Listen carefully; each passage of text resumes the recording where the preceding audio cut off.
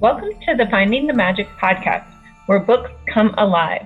I'm Tricia Copeland, a fiction author and host of this show. If you love books, finding great reads, and hearing about the story behind the story directly from the authors, this is the place for you. Whether you like fantasy, science fiction, dystopian, or romance titles, I think you'll find something to love in my playlist. Listen in to discover something magical about a book or two today. Welcome, Kristina. Hi, thanks for having me. Well, thank you for being here. Today we have Kristina W. Kelly. She is author of Tavern Tale. And I don't know, have you written other books too, or is this your first release?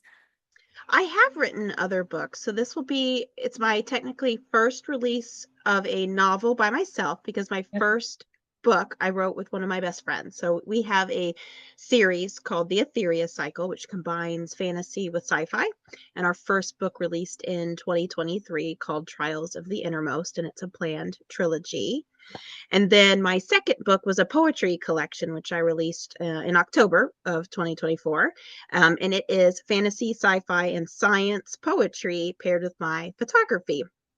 So Tavern Tale is my first actual novel all by myself. So I'm very excited about that. Well, congratulations. And I think it comes out January 7th, 2025, That's right. right? That's right. Yeah. Well, where do you want to jump in? Do you want to jump in at the beginning of the story with your other series with your author friend, or do you want to talk about Tavern Tale first? We can talk about Tavern Tale. Okay. So I read a little bit of the blurb, but jump in and tell us what it's about. Yeah, definitely. So Tavern Tale is a sapphic fantasy romance set in cozy autumn. So it's got a little bit of the vibes of maybe a Legends and Lattes with some cozy feel, but it's got some higher stakes. So the premise is, what if the side quest is the main quest? Because it's inspired by the RPG games that I play. Divine, she is a healer of the goddess of souls, and she's been chasing her talisman across half the continent. It's the source of her magic. Without it, she's powerless. She comes into a city and meets the tavern owner, Saf.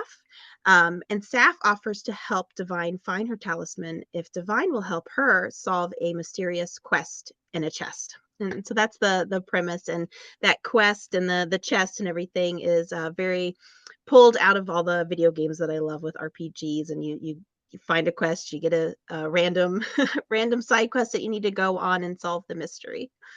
And what world is this set in? Is it set in current day world, or is it your own world? Yeah, it's my own world. So this book is going to be book one of a series called The Tales of Trelvania, and Trelvania is a fantasy world, and it's the main continent of the world. Okay, and are we talking adult or young adult, or who is this for? It's adult. The main character, Divine, she is 25, and the main love interest, she is 30. Okay, so definitely adult novel. And what inspired you to write this book? Yeah, so one day I was sitting around thinking about how much I love the video games I play, like Final Fantasy and Dragon Age and Skyrim, and how I'm this type of person who plays and I have to do all the little side quests. I have to go explore everything first before I go do the main story, because I'm always afraid that if I do the main story, I won't be able to come back and do all the fun little side things. And it just popped into my head. I was like, why don't I write a story like that? And so in the video game Skyrim, there's a scene really early on where you kind of walk into this, I'll just call it like a store. You walk into a store and these people are talking about their lost item, and they turn to you, the player character, and basically like, hey, we don't know you, but help us out. We'll tell you where our thing is and you go get it. And so that's what I really latched on to with the story. Is like, why don't I do that? So my opening scene in Tavern Tale is my main character, Divine, super tired after trying to chase after her talisman, sitting at the bar. And the bar worker just plops down this chest and says, I hear you're looking for an adventure. And Divine, our main character's like, you heard wrong. I'm not here looking for an answer. And that's where I went with the story. Was trying to embody a lot of those kind of side quest vibes, going off and exploring the town. So within Tavern Tale, the main characters take some time to just kind of do things around. And that's why it's got some of those cozy vibes. They go to a a fall market. They kind of look at all the wares and things. They eat honeyed nuts and such. And then meanwhile, of course, they're going to try to get Divine's magic back. Fun. And so you said this is a series, correct? That's right. Yeah, this is book 1. And how fast do you think those are going to come out, or where do you know what's happening next in the series? Yeah, so I'm what I consider kind of a slow writer. So I have other projects going on. I'm writing the sequel to the one I hinted at with my co-author. Um, So it really depends on how things work. I've got a day job, I've got kids, and I try to sneak in as much writing as I can. With Tavern Tale, I actually set out to write it as a short story. Realized it was going to be way bigger than a short story, and I wanted to tell that tale. But I wrote that actually pretty fast, within maybe like a month's time. So I'm actually hoping that I'm going to take a month here at the beginning of 2025 and do the same thing with the sequel, so that maybe we can release kind of on the same schedule. Maybe January every year, I can release the next books in the series. Fun. And you said it started out as a short story. How long is it now? It is a little bit over novella length, so it's like 45,000 words. Okay. Yeah, it's so interesting how different people view the length of books, because I was telling my author friend that I had a novella and it was 60,000 words. She was like, no, no, no, that's not a novella. That's a full-length novel. And I was like, oh, okay, well, I've been calling it a novella this whole time. Yeah, yeah. It's so strange too. Like you'll go look at the various I don't know, Wikipedia article or somebody's blog post, and they all have those different links. So what we've been going off of with my publisher is the Science Fiction Fantasy Association. They have awards and things, and so they have listed what the actual length is for them. And so that's where we've got, yep, okay, mine's a little bit over the quote their novella length. So I can't call it a novella. So I keep telling people it's a short novel or it's a quick read. Well, fine. Yeah, those are good links. I feel like I just read one on a plane in like an hour, and I was like, this is perfect because I got the beginning, the middle, the end with, just between takeoff and landing. And then I could do my real work when we were able to use Yeah. the computers.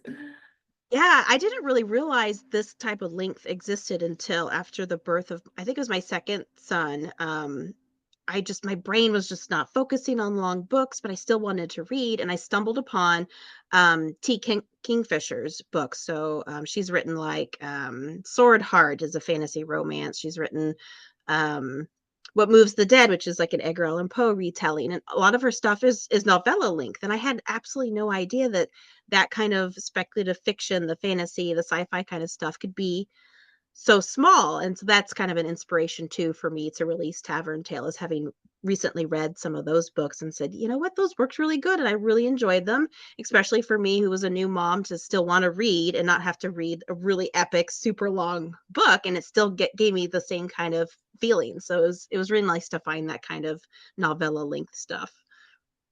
Neat. And it sounds like all your works are in the fantasy sci-fi genre. What inspired you to write in that genre, or why do you write in that genre?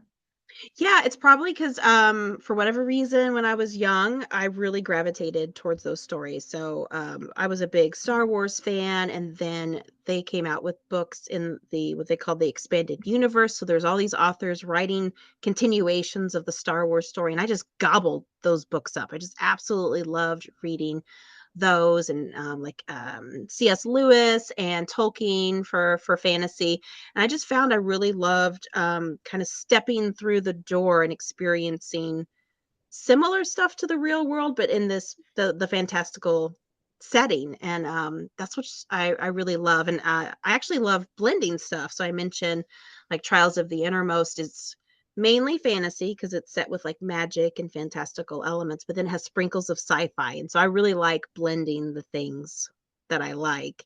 And like I mentioned with my poetry, it's got fantasy and sci-fi poetry in there. So I like to dabble in multiple genres, smush things together where I can, because I just love certain things, and like, why not mix it up? Let's make a new recipe and see how it tastes. Fun. And did you create like a whole new magic world for Tavern Tale, or how does their magic world work? I did, yeah. So I actually based my magic system off of deities. So the world is full of lots of gods and goddesses and temples. And the general population will go kind of pick a main god or goddess to worship, and that temple will then have more quote kind of like power, or they're kind of viewed as, well, this particular goddess has a lot of followers, they're kind of the more powerful goddess in the world. And then certain people are kind of have an affinity for magic, and those will choose to align themselves with a particular god and goddess, and that god or goddess will bless them with particular powers. So, Divine, she's devoted her life to the goddess of souls, and the goddess of souls helps take the souls after life and make sure that they cross over or get reincarnated later. But also, they look after the souls of the living too. So, there's a lot of healing abilities and emotional manipulation. Um, and so some of the other gods and goddesses, there's like a god of storms. So if you're a servant of the god of storms, you might be able to summon a little bit of lightning or a little bit of rain.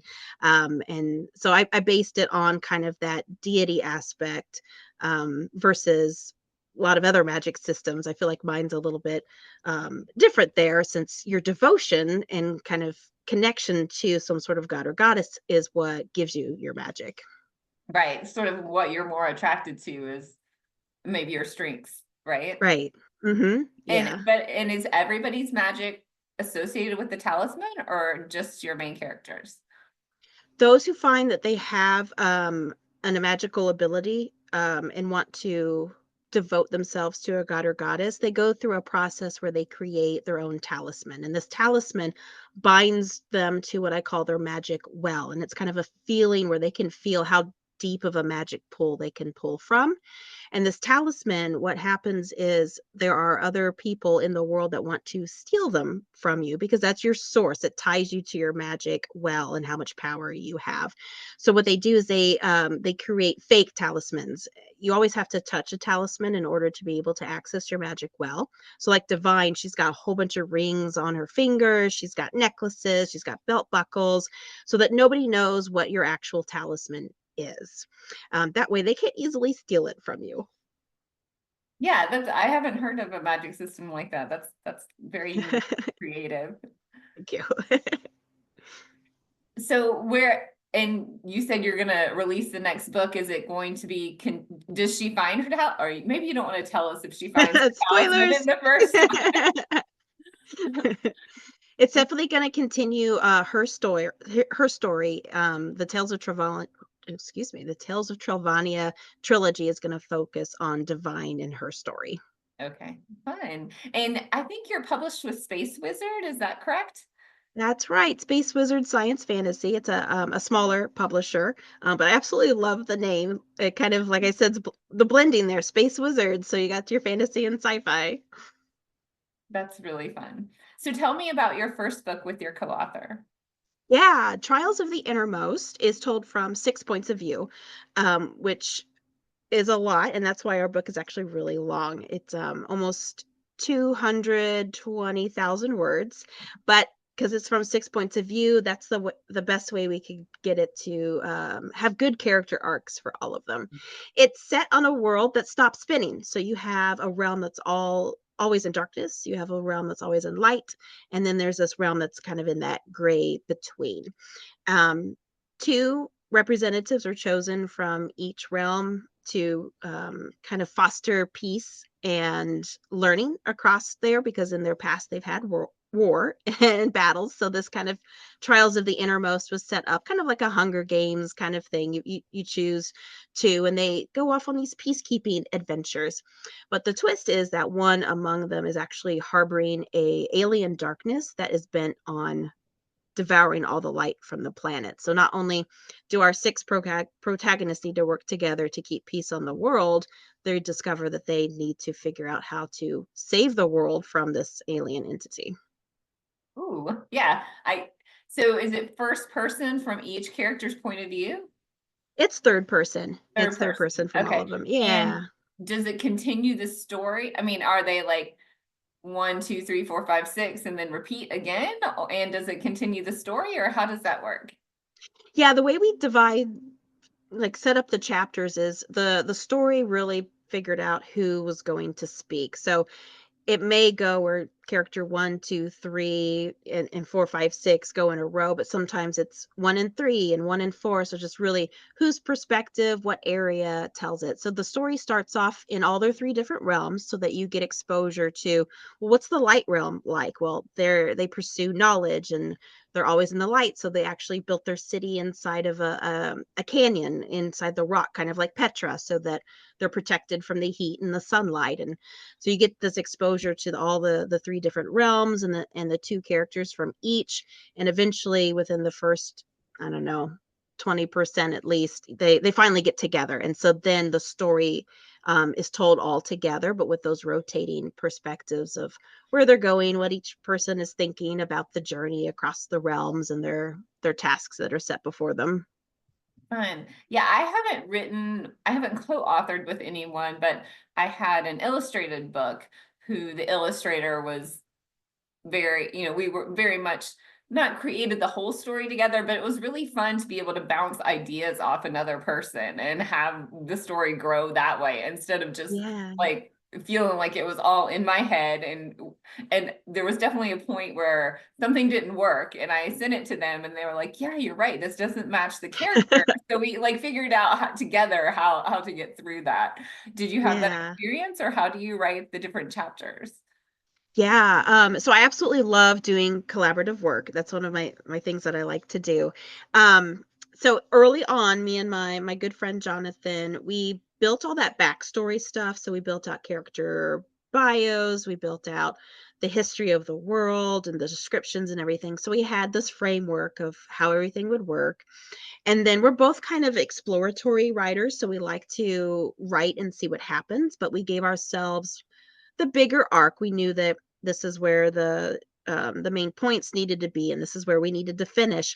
But all the little, like how we actually got to all of those points was a little bit more of like, we'll just write and see what happens. And so we kind of divided the 6 characters, and I mainly wrote from 3 of them, and he mainly wrote from 3 of them. And we would share what we've written. We'd add comments and things. And early on, we kind of felt like at the time, maybe he was better at dialogue and I was better at fight scenes. And so we would often just kind of leave ourselves placeholders, these brackets, and I would literally put in there, Jonathan, write the dialogue here.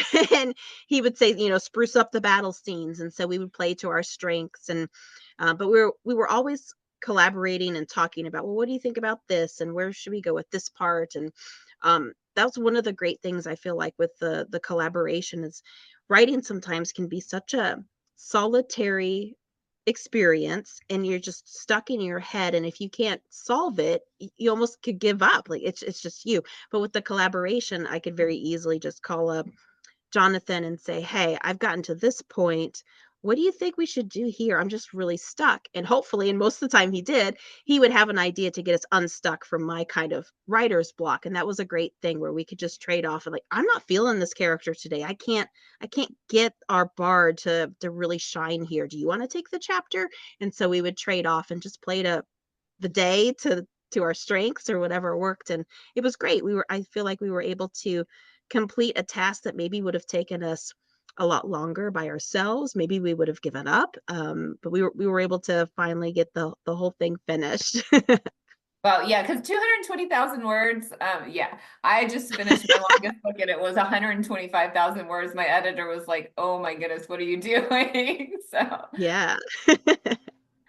but you would have to be really organized to work with another person like that. You would have to have everything mapped out and everything clear about who the characters and the world building, and you can, I guess if you wanted to change something, you would have to agree on what was being changed. Yeah. We early on we created kind of almost like Wikipedia articles in our shared drive. And then we got to a point where we realized we would drop in phrases, like certain phrases maybe the dark realm uses, or certain phrases a character would use. And we would go, wait a second, didn't we use something here that was like a phrase that we should put in there? So we created what we call our records of words and phrases. So now we have a document that has all that. What are some of the specific words that only this realm use or this character, so that we can go back and not always go, hey, Kristina, what did we do like 3 chapters ago that maybe I should use now.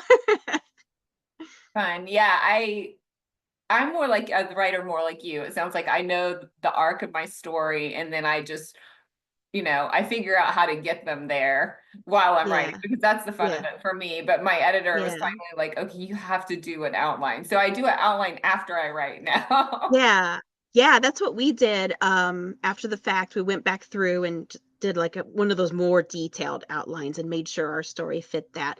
We're writing book 2 right now, and we did a little bit more of that plotting ahead of the time to help us to maybe not have so much edits that we'd have to do after the fact, but we're still writing it very much, exploratory. Jonathan came up with an idea the other day that neither one of us had on the page, but we were both like, "Whoa, this is really cool. Yep, let's do that." And it fits with everything we already did because we had all that background stuff. So we would know what the new stuff, if it could fit or not.